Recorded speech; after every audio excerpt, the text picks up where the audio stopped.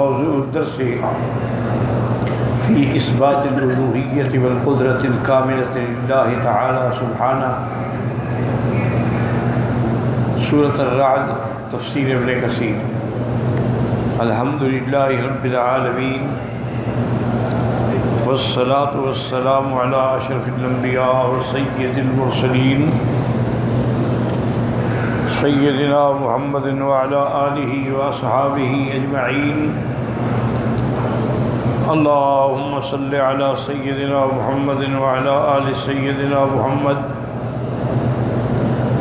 كما صليت على إبراهيم وعلى آل إبراهيم في العالمين إنك حميد مجيد۔ أعوذ بالله من الشيطان الرجيم، بسم الله الرحمن الرحيم۔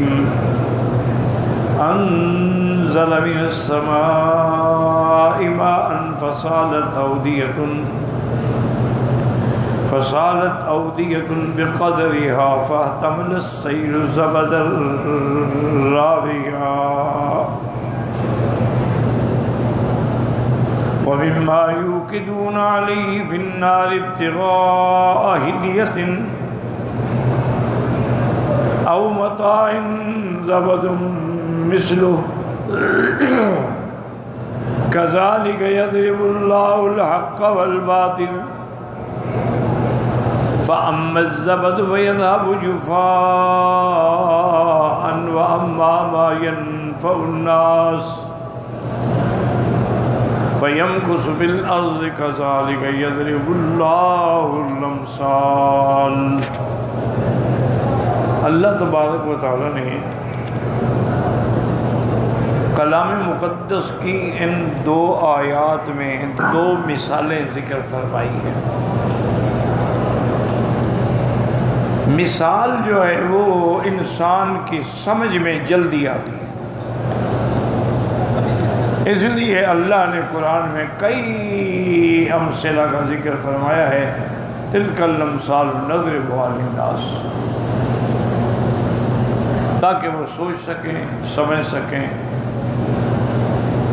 یہاں بھی دو مثالیں۔ ایک مثال تو یہ ہے کہ اللہ جب آسمانوں سے بارشیں اتارتے ہیں اور وہ پانی ندیوں میں، نالوں میں، دریاؤں میں، نہروں میں جب بہتا ہے،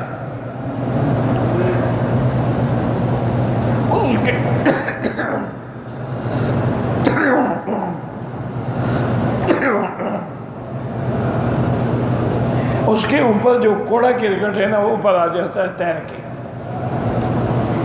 میل، کیڑا، کوڑا، کرکٹ سب پانی پہ اوپر، پانی نیچے ہوتا ہے۔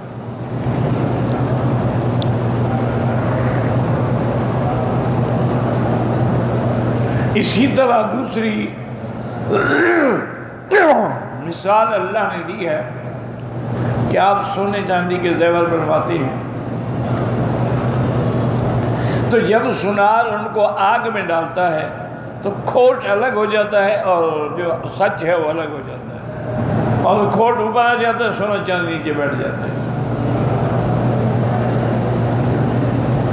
اس لیے اللہ نے ہمیں مثال میں سمجھایا ہے کہ کبھی ایسے ہوتا ہے کہ باطل اوپر آ جاتا ہے، جیسے کہ وہ پانی کے اوپر میل آ جاتی تھی، کوڑا کرکٹ آ جاتا تھا، جیسے کہ وہ آگ میں پگھلانے کے بعد سونے چاندی کے اوپر میل آ جاتی تھی، لیکن انجام کہ وہ میل ختم ہو جاتی ہے، وہ کوڑا کرکٹ بہہ جاتا ہے، اصل پانی اور اصل حق جو ہے وہ ظاہر ہو جاتا ہے۔ وقتی طور پر اگر باطل کا غلبہ بھی نظر آئے تو اس کو غلبہ نہ سمجھو، اصل غلبہ حق کا ہے کہ والعاقبۃ للمتقین۔ آپ اسی سے اندازہ لگائیں کہ ابتدائے اسلام میں، ابتدائے بعثت سیدنا محمد مصطفیٰ صلی اللہ علیہ وسلم کے بعد دیکھیں کتنا اسلام غریب تھا، ضعیف تھا، کمزور تھا۔ بدأ الاسلام غریبا وسيعود غریبا کما بدأ فطوبى للغرباء۔ پھر آہستہ آہستہ آہستہ آہستہ غالب تھا کفار مشرکین، اتنے غالب تھے کہ صحابہ کو ہجرت کرنی پڑی، اور خود سرکار دو عالم صلی اللہ علیہ وسلم کو ہجرت کرنی پڑی، یعنی مکے میں رہنے نہیں دیا۔ اسی لیے حضور نے فرمایا تھا کہ اے سرزمین کعبہ، مجھے اللہ کی قسم ہے کہ اللہ کی زمین میں سب سے بہتر زمین تو ہے، اور سب سے زیادہ اللہ کو محبوب بھی تو ہے۔ اگر میری قوم مجھے نہ نکالتی میں کبھی نہ نکلتا، کبھی تمہیں نہ چھوڑ کے جاتا۔ تو قوم نے نکال دیا، لیکن انجام کیا ہوا؟ نکالنے والے مٹ گئے، وہی قیدی بن گئے۔ مکہ فتح ہو گیا، عرب فتح ہو گیا، جزائر فتح ہو گئے، اسلام کا پرچم روز روز روز بلند ہوتا چلا گیا، باطل مٹتا گیا، حتیٰ کہ سیدنا امیر المومنین عمر بن الخطاب کے دور میں 22 لاکھ مربع میل پہ اسلام کا پرچم لہرا گیا۔ تو اس لیے اللہ نے فرمایا کہ باطل کی ظاہری چمک دمک کو دیکھ کے گھبرایا نہ کریں، باطل نے مٹ جانا ہے، رہنا حق نے ہے۔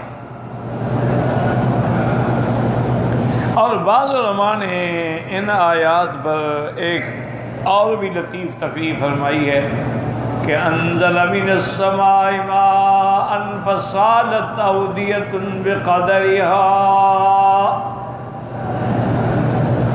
اللہ نے آسمان سے پانی اتارا۔ یاد رکھیں کبھی پانی براہ راست آسمانوں سے اترتا ہے، کیونکہ اللہ کے عرش کے نیچے دریا ہے، 7 آسمان ہے، پھر کرسی ہے، پھر عرش ہے، اور عرش کے نیچے دریا ہے۔ تو اللہ اگر چاہتے ہیں تو وہاں سے پانی براہ راست آسمانوں سے اتار دیتے ہیں۔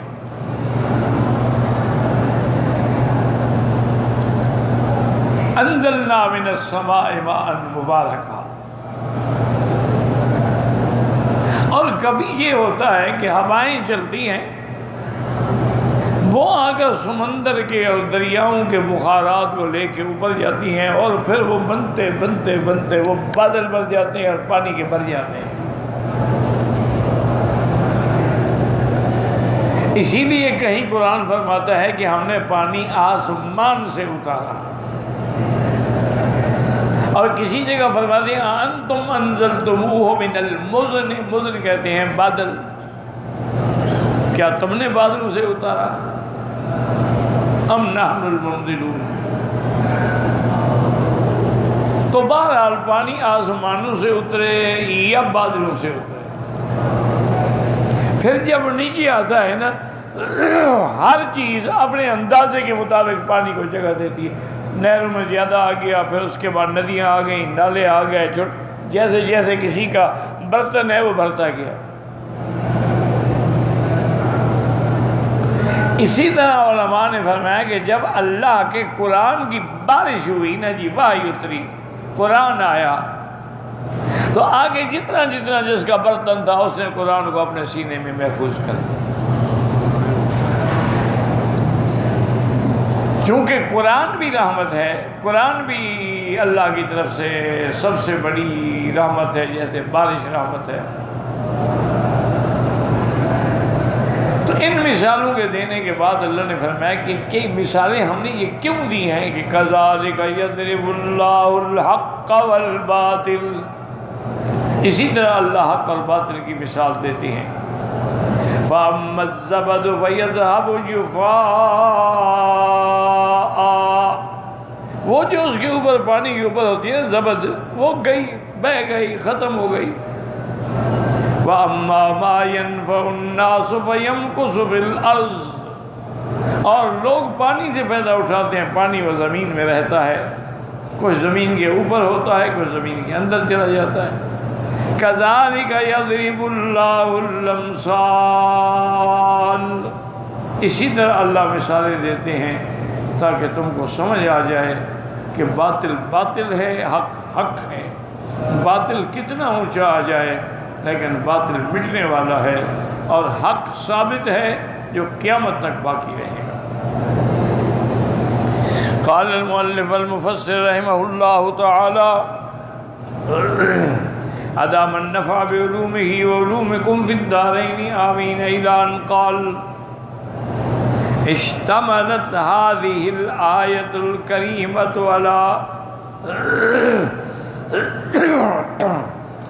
مثلين مضروبين للحق في ثباته وبقائه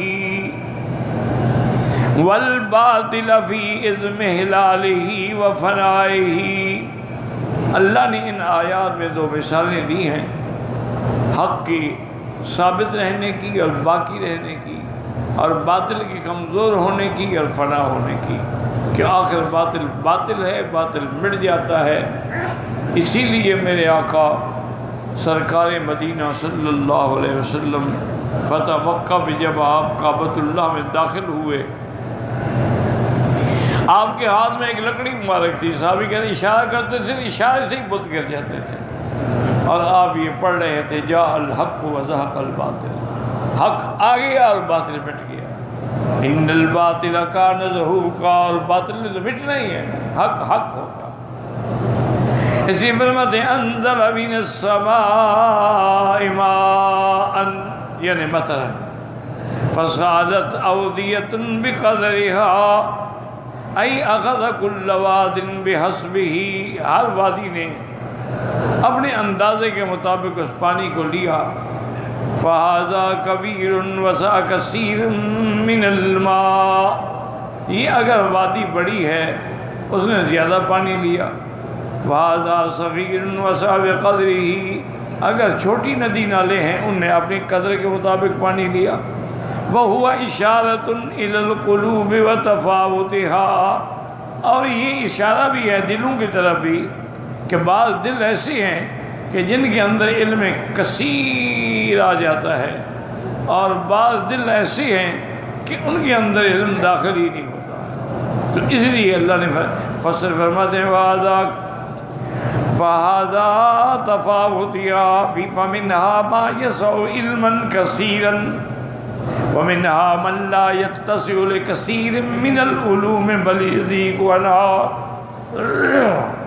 بعض سینے ہیں جو اللہ کے قرآن و حدیث کے علم کو بھر لیتے ہیں. اب دیکھیں نا کتنے محدثین گزرے جن نے لاکھوں حدیثیں یاد کی، لاکھوں حدیثیں جمع کی، اور لاکھوں کو پڑھایا، لاکھوں حدیثوں کو جمع کیا. تو اس لیے، اور بعض ایسے ہوتے ہیں جن کے دل کے اندر ذرا سا بھی علم حاصل نہیں ہوتا. فاحتمل السیل زبد الرابعہ فجاء على وجه الماء الذي سال في هذه الأودية زبد عال عليه، کہ جب اس ندی میں پانی آیا تو اس کے اوپر وہ میل اور کچیل جو تھی نا اوپر آ جاتی ہے. اور ہمیشہ یاد رکھیں وزن والی چیز نیچے بیٹھتی ہے اور ہلکی چیز ہمیشہ اوپر آ جاتی ہے، یہ قاعدہ ہوتا ہے. اسی لیے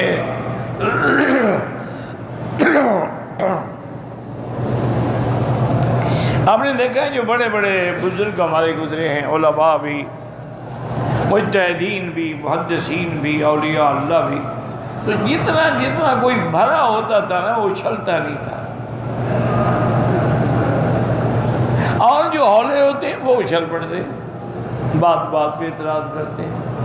والد صاحب ہمیں خود سناتے تھے رحمۃ اللہ علیہ، حضرت امروٹی رحمۃ اللہ علیہ بہت بڑے اللہ کے بزرگ تھے، اللہ والے تھے، ولی اللہ تھے، لیکن جلالی تھے بڑے، چھوٹی چھوٹی بات پہ غصہ آ جاتا. اور حضرت دین پوری رحمۃ اللہ علیہ، خلیفہ غلام محمد دین پوری رحمۃ اللہ علیہ، یہ بھی بڑے چوٹی کے بزرگوں میں تھے، لیکن علم تھا، حوصلہ. انگریزوں نے جب حضرت خلیفہ صاحب کو گرفتار کیا دین پور شریف سے، یہ خانپور کے قریب علاقہ ہے ضلع نیال خان میں، اب بھی الحمدللہ حق والوں کا وہ مرکز دین پور جو ہے وہ آباد ہے، زندہ ہے، لاکھوں لوگ استفادہ کر رہے ہیں. تو یہاں سے انہوں نے گرفتار کیا اور یہاں سے سکھر کم سے کم 100-150 میل دور ہے. تو حضرت کو الٹی ہتھ کڑی لگا کے سپاہی ساتھ دے کے پیدل لے گیا سکھر تک.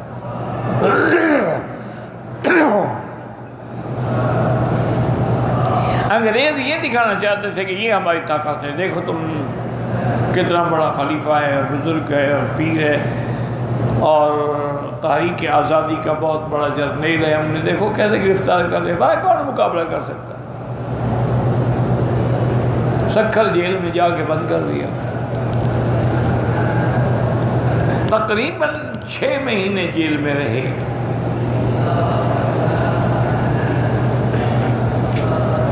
اور 6 مہینے کے بعد وہ جھوٹے کیس ہوتے ہیں، مقدمے تو جھوٹے ہی ہوتے ہیں نا جی. الا قلیل من عبادک، بہت تھوڑے ہوتے ہیں جو صحیح ہوتے ہیں. بہرحال جب چھوٹ گئے، وہاں صاحب کہتے ہیں کہ ہم ملنے کے لیے گئے تو میں نے حجت کر کے کہا، میں نے کہا حضرت کمال ہے، آپ کو یہاں سے ہتھ کڑی لگا کے 150 میل تک ساری دنیا کے سامنے کھینچ کے لے گئے اور آپ کی تو کوئی بزرگی کوئی کرامت بھی نظر نہیں آئی. آپ کے بجائے اگر حضرت امروٹی ہوتے نا تو ان کو تماشا دکھا دیتے کہ کیسے پکڑتے ہیں. تو واضح فرماتے ہیں کہ حضرت مسکرائے اور فرمایا خیر محمد، ہم دونوں ایک ہی استاد کے شاگرد ہیں، ایک ہی بزرگ کی خلافت ہے، حضرت حافظ محمد صدیق رحمۃ اللہ علیہ برچونڈی شریف والے.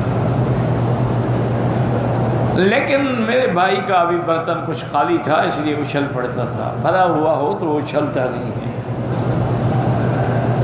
فائدہ یہ ہے کہ یعنی جن میں اتنا وسعت ہوتی ہے، اور بعض طبائع بھی ایسی ہوتی ہیں، کوئی جلالی ہوتی ہیں کوئی جمالی ہوتی ہے. دیکھا موسیٰ علیہ السلام جلالی تھے، بھائی کو بھی پکڑ لیا، حالانکہ بھائی نبی ہے، بھائی کے بالوں کو داڑھی کو پکڑ لیا، نبی ہو کر، رسول ہو کر، کلیم اللہ ہو کر. اور بھائی رو رہا ہے کہ لا تاخذ بلحیتی ولا براسی. بعد میں اللہ سے معافی بھی مانگ رہے ہیں، رب اغفر لی ولاخی. تو یہ جلال ہوتا ہے. اور جمالی جو ہیں، جیسے میرے مدنی پاک سراپا جمال تھے کہ دشمنوں نے جو بھی کہا میرے مدنی نے بد دعا تک بھی نہیں کی. اللہم اہد قومی فانہم لا یعلمون، اللہ میری قوم کو ہدایت دے، یہ نہیں جانتے.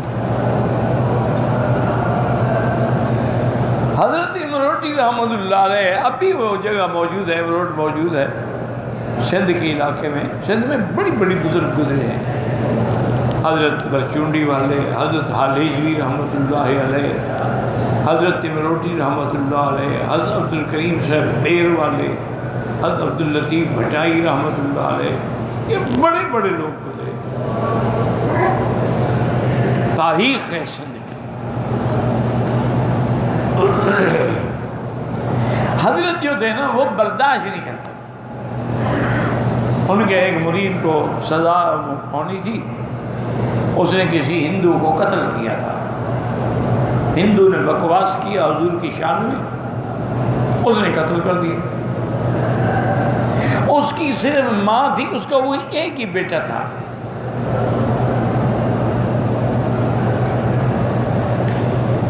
اور وہ ماں جو تھی وہ لنگر میں کھانا روٹی شوٹی پکاتی تھی بیچاری. روز پیر صاحب کو تنگ کرے کہ حضرت میرے بیٹے کا پتہ تو کرو. کہنے کہ بھائی کیوں تنگ کرتی ہو، جو اللہ کو منظور ہے ہو جائے گا. انہوں نے کہا جی آپ کے پاس تو سینکڑوں مرید ہیں نا، میرا تو ایک ہی بیٹا تھا. بہرحال خلاصہ یہ ہے کہ جب ہائی کورٹ میں آخری فیصلے کی پیشی کی حضرت تشریف لے، مرید بھی ساتھ تھے اور لوگ بھی ساتھ تھے، اور حضرت یوں بیٹھتے تھے اور کپڑا باندھ لیتے تھے اپنے گھٹنوں کے گرد اور تسبیح پڑھتے رہے. جو کہتے ہیں، میں نے نہیں دیکھا.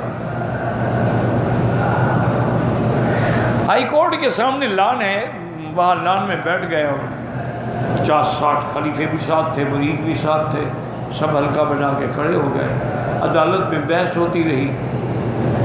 ایک سیدھا سادہ صاف کیس تھا، اس نے قتل کیا تھا. تو اور پھر قتل بھی ہندو کو کیا، اور ہندو کا زور تھا، انگریزوں کی حکومت تھی. تھوڑی دیر کے بعد فیصلہ جج نے محفوظ کر لیا کہ 2 گھنٹے کے بعد آرام کر کے میں سناؤں گا، میں نے اس میں کچھ لکھنا ہے. وہ ان کا جو ہندوؤں کا جو وکیل تھا اور اٹارنی جنرل تھا، وہ سارے وکیل اکٹھے ہو کے وہ بھی باہر نکلے. دیکھا نا وہ بزرگ ایک داڑھی والا بیٹھا ہوا ہے، انہوں نے سمجھ لیا کہ یہ اسی کے لیے یہی لوگ آئے ہوئے ہیں. وہ قریب آیا، حضرت کے سامنے کھڑا ہوا اور کہنے لگا پیر جی تسبیح کو اور زور سے کھینچو، ابھی 2 منٹ کے بعد آپ کے مریض کو سزائے موت ہونے والی ہے، اور تسبیح پڑھو. حضرت غصہ آیا نا، تسبیح سے پکڑ کے کیوں ماری؟ کہنے کتو مائی تسبیح عرش تے پجی تھا، کتے میری تسبیح عرش پہ پہنچ گئی ہے. کیا کہیں، اتنی دیر میں آواز آئی، انہوں نے کہا باعزت بری. قتل کا ملزم باعزت بری ہو کے باہر آ گیا.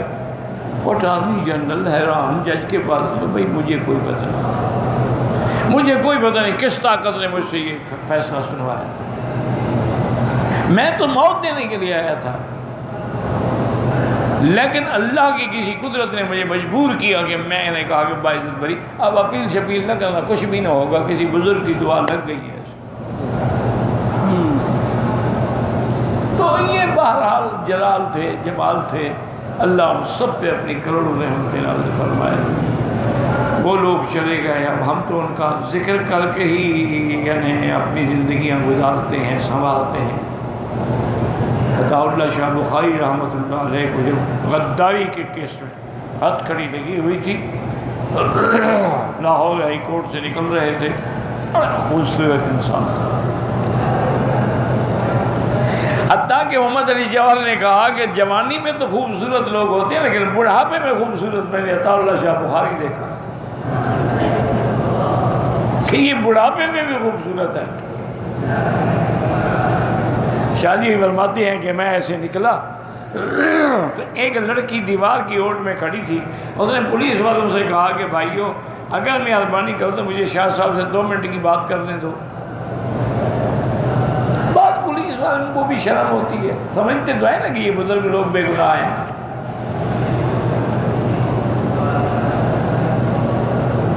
تو شاہ جی بھی گئے اور فرمایا ہاں بیٹی کیا کہتی ہو؟ انہوں نے کہا شاہ جی میں سید زادی ہوں، کنواری لڑکی ہوں، جب سے آپ کا مقدمہ چلا ہے میں روزہ رکھتی ہوں اور تہجد میں آپ کے لیے رو رو کے اللہ سے دعائیں مانگتی ہوں. اب میں بیٹی تمہارا شکریہ، اور آج مجھے یقین ہو گیا کہ دنیا کی کوئی طاقت مجھے سزائے موت نہیں دے سکتی. جب میرے لیے میری بیٹیاں رو رہی ہیں اللہ کے آگے، مجھے کیسے سزا ہو سکتی؟ شاہ جی فرماتے ہیں اگلی پیشی پہ آئے تو لدھا رام جو ان کا پولیس انسپیکٹر تھا نا CID کا، جس نے ساری رپورٹ بنائی تھی، اسی رپورٹ پر تو مقدمہ درج ہوا تھا، وہ آیا ہائی کورٹ میں خود پیش ہوا. انہوں نے کہا سر میرا ایک سوال. انہوں نے کیا بولا؟ انہوں نے کہا یہ رپورٹ ساری میں نے جھوٹی بنائی تھی. جج نے کہا لدھا رام پاگل ہو گئے، پتہ ہے تمہیں اس بیان دینے کے بعد ہم نے جیل میں، کہا جیل بھیج دو، میں بخاری کو ناحق سزائے موت دینے کے لیے تیار نہیں. شاہ جی تو بری ہو گئے فوراً.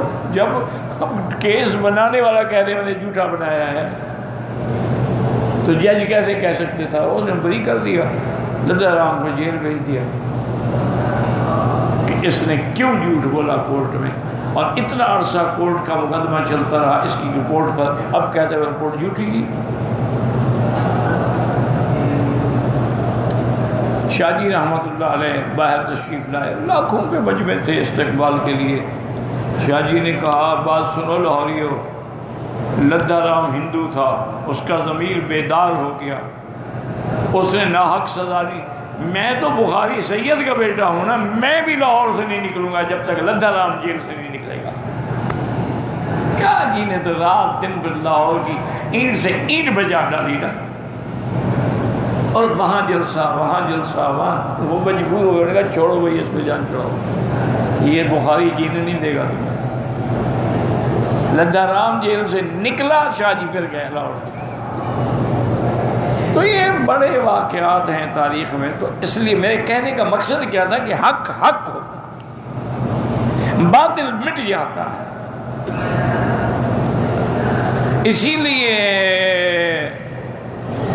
کسی نے کہا تھا جب ظلم ہو رہا تھا مسلمانوں پر وحشیانہ، تو کسی نے کہا تھا نا کہ ظلم پھر ظلم ہے، بڑھتا ہے تو مٹ جاتا ہے، اور خون پھر خون ہے، بہتا ہے تو جم جاتا ہے۔ آج بھی دیکھ لیں ہر جگہ مسلمانوں کی خون بہ رہا ہے، لیکن یہ خون رنگ لائے گا۔ اللہ کسی مسلمان کے خون کو رائے گا نہیں جانے دیں گے۔ اس خون سے انشاءاللہ حق کی شمع روشن ہوں گی۔ تو اس لیے اللہ نے فرمایا کہ اوپر جو فرمایا وَقَوْلُهُ وَمِمَّا يُوقِدُونَ عَلَيْهِ فِي النَّارِ ابْتِغَاءَ حِلْيَةٍ أَوْ مَتَاعٍ هذا هو المثل الثاني وَهُوَ مَا يَسْبُقُ فِي النَّارِ مِنْ ذَهَبٍ أَوْ فِضَّةٍ، جو کچھ آگ میں ڈالتے ہیں سونا چاندی، ابتغاء حلیۃ زیور بنانے کے لیے، لیجعل حلیۃ أَوْ نُحَاسًا أَوْ حَدِیدًا فَيَجْعَلَ مَتَاعًا، یہ لوہے اور پیتل کو بناتے ہیں تاکہ اس سے کچھ چیزیں بنائیں، فَإِنَّهُ يَعْلُوهُ زَبْدٌ مِّنْهُ، اس پر بھی وہ میل اوپر آ جاتی ہے، لیکن انجام یہ ہوتا ہے کہ سونا چاندی رہ جاتا ہے اور میل جل جاتی ہے، اڑ جاتی ہے، ختم ہو جاتی ہے۔ اسی لیے فرمایا کذالک یضرب اللہ الحق والباطل اذا اجتمع لا ثبات للباطل ولا دوام له، باطل کبھی نہیں رہتا، باطل آخر مٹ جاتا ہے۔ کما ان الزبد لا يثبت مع الماء ولا مع الذهب والفضة، اسی طرح جیسے کہ وہ کھوڑ جو ہے وہ سونے چاندی والا جل جاتا ہے، وَنَحْوِهِمَا مِمَّا يَسْبُقُ فِي النَّارِ بَلْ يَذْهَبُ وَيَزْمَحِلُ، ولهذا قال وَأَمَّا الزَّبْدُ فَيَذْهَبُ جُفَاءً أي لا ينتفع به بل يتفرق ويتمزق، اور وہ اوپر جو میل یا کھوڑ جمع ہوتا ہے اس سے کوئی فائدہ نہیں اٹھایا جاتا، جل جاتا ہے، اڑ جاتا ہے، مٹ جاتا ہے، آخر باطل نے مٹنا ہے۔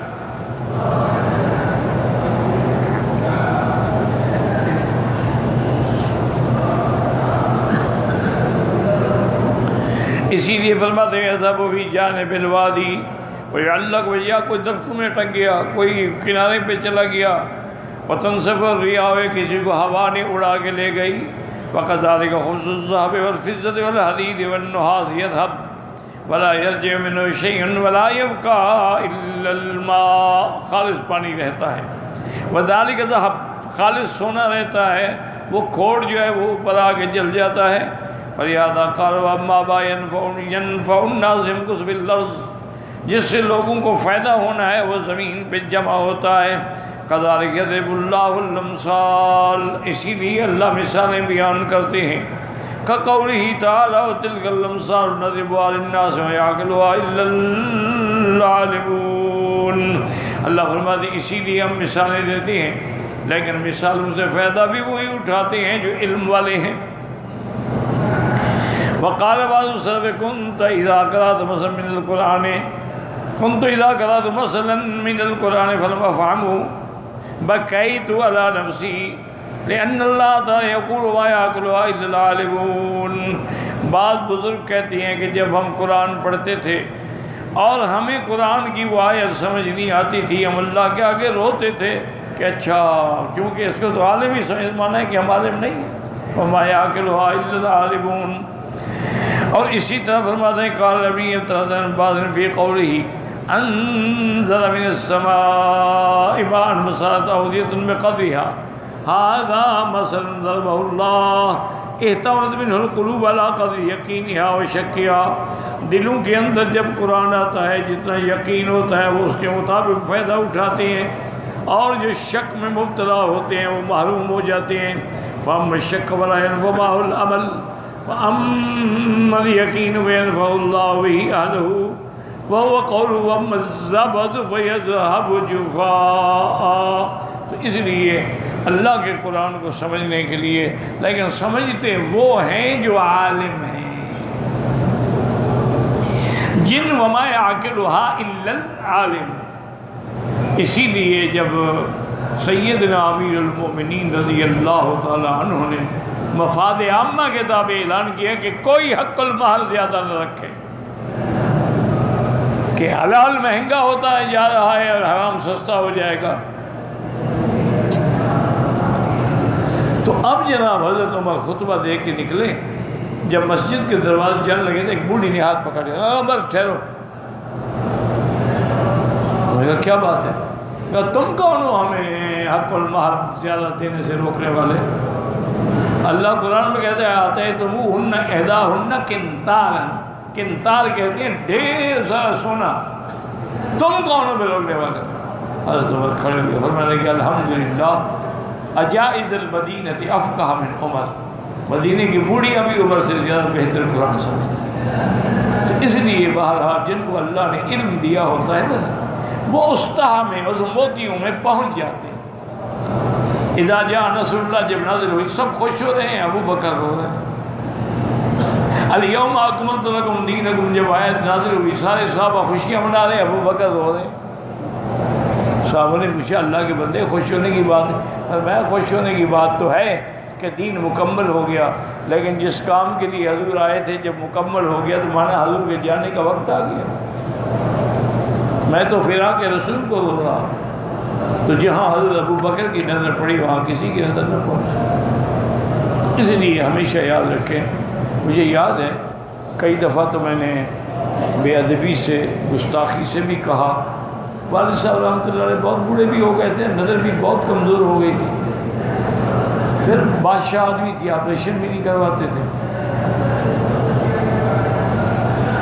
تو ان کے استاد محمود الحسن شیخ الہند رحمۃ اللہ علیہ کا ترجمہ جو ہے نا قرآن کا موجود ہے، پہلے یہاں بھی ملتا تھا. تو اس کو رات کو بتی کی لائٹ پہ بیٹھے ہوئے بس اینک لگائی ہوئی ہے اور پڑھ رہے ہیں قرآن اور ایک ایک آیت کا ترجمہ دیکھ رہے ہیں. میری بے وقوفی، بے ادبی سمجھیں، بے وقوفی سمجھیں، جہالت سمجھیں. ایک دن میں نے کہا ابا جان یہ کیا ہے؟ ساری زندگی آپ قرآن پڑھاتے رہے، کوئی تفسیر ایسی ہے جو آپ نے نہیں پڑھائی؟ حالانکہ ابن جریر درس میں نہیں پڑھائی جاتی، یا ابن کثیر درس میں نہیں پڑھائی جاتی. یہ تو مطالعے کی تفسیریں ہیں. درس میں تو جلالین یا بیضاوی یا نصفی پڑھائی جاتی ہے. تو آپ نے تو کوئی تفسیر بھی نہیں چھوڑی. وہ تفسیریں جن کے آپ مخالف ہیں نا جی، کشاف ہیں اور ہیں، اس کو بھی آپ پڑھاتے ہیں. اور اب استاد کا ترجمہ اردو والا دیکھ رہے ہیں. کہنے لگے بے وقوف آدمی تمہیں کیا پتہ ہے؟ جتنی دفعہ میں قرآن میں غور کرتا ہوں اور اپنے شیخ کے ترجمے کو بار بار پڑھتا ہوں، اتنی ہی اللہ قرآن کے موتی میرے دل میں ڈال دیتا ہے. اتنی مجھ پہ منکشف ہوتا ہے کہ اس کو اللہ نے کتنا علم دیا تھا کہ جیل میں بیٹھ کے بغیر کتابوں کے اس نے قرآن لکھا ہے. لیکن بہی اور وہ مفعول بہی، مفعول لہو، مفعول معہو، مفعول مطلق، اسی میں وہ سارے راز کو بیان کر گئے. ہمیں جو دکھ لگتا تھا وہ اسی میں حل کر گئے. لیکن انہوں نے کہا اتنا علم ہو تو تم سمجھو، تمہارے لیے تو ترجمہ ہے، تمہیں کیا پتا کہ ترجمہ قرآن کس کو کہتے ہیں. چپ ہو گیا اور کہا ٹھیک ہے. تو یعنی مقصد یہ ہے کہ میرے خیال میں کم سے کم کچھ بھی نہیں نا 70-80 دفعہ پڑھایا ہوگا دورہ بخاری شریف سیاسی تھا، لیکن پھر بھی مطالعہ کرتے تھے. حضرت کیا ہے؟ انہوں نے کہا جتنے دفعہ بھی اللہ کے قرآن اور حدیث کو پڑھتا ہوں نا، کوئی نہ کوئی اور میاں اللہ پاک روشنی عطا فرما دیتا، کیونکہ یہ تو سمندر ہے، ختم ہونے والا تھوڑا ہے. انہوں نے جتنا غوطہ زنی کرو گے موتی نکلتے ہی رہیں گے قیامت تک. یہ تو ایسا دریا ہے جو کبھی خشک نہیں ہوگا۔ اس لیے فرماتے ہیں کہ محمد زبد و شک و یذهب جفاء واما ما ينفع الناس ويمكث في الارض وهو اليقين، یقین ہمیشہ بات کی رہتا ہے کہ شک مٹ جاتا ہے۔ وَكَمَا يَجْعَلُ الْحُلِيَّ فِي النَّارِ فَيُؤْخَذُ خَالِصُهُ يَتْرُكُ خُبُثَهُ فِي النَّارِ، جیسے آپ سونے کو آگ میں ڈالتے ہیں، سونا باقی رہتا ہے لیکن اس کے اوپر جو کھوٹ اور گند ہے وہ مٹ جاتا ہے۔ فَكَذَلِكَ يَقُولُ اللَّهُ الْيَقِينَ، اسی طرح اللہ بھی یقین والی عبادت قبول کرتے ہیں اور یترک الشک، اور شک والی عبادت کو نہیں قبول فرماتے۔ وقال الأوفي عن ابن عباس أنزل من السماء ماء فصارت أودية بقدرها فاحتمل السيل زبدا رابيا احتمل السيل ما في الوادي من عود ودمية، ہر لکڑی شکڑی ہر چیز سیل میں بہ جاتی ہے۔ ومما يوقدون عليه في النار والذهب والفضة والحلية المتاع والنحاس والحديد، اسی طرح آگ میں جب ڈالتے ہیں سونا ہو، چاندی ہو، زیور کے لیے یا چیزیں بنانے کے لیے پیتل ہے یا لوہا ہے، فَلِلنُّحَاسِ الْحَدِيدِ خُبْثٌ، ان کے اوپر ایک کھوٹ ہوتا ہے۔ فَجَعَلَ اللَّهُ مِثْلَ خُبْثِهِ كَزَبَدِ الْمَاءِ وَأَمَّا مَا يَنفَعُ النَّاسَ فَالذَّهَبُ وَالْفِضَّةُ، آدمی وہ سونے چاندی سے فائدہ اٹھاتا ہے اور کھوٹ جو ہے وہ جل جاتا ہے۔ وَأَمَّا مَا يَنفَعُ الْأَرْضَ وَمَا شَرِبَتْ مِنَ الْمَاءِ فَأَنبَتَتْ، اور زمین سے بھی فائدہ وہی ہوتا ہے کہ جو پانی زمین پی لیتی ہے اور پھر اس سے کھیتیاں اگتی ہیں۔ فَجَعَلَ ذَاكَ مَثَلَ الْعَمَلِ الصَّالِحِ يَبْقَىٰ لِأَهْلِهِ، اسی طرح اللہ نے مثال دی کہ تیرا عمل صالح جو ہے، تم نے کوئی مسجد بنا دی ہے، مدرسہ بنا دیا ہے، تم نے کوئی کار خیر کر دیا ہے، وہ باقی رہے گا قیامت تک۔ والعمل السیئ، اور برا عمل جو ہے وہ تمہارے اہل کو بھی مٹائے گا۔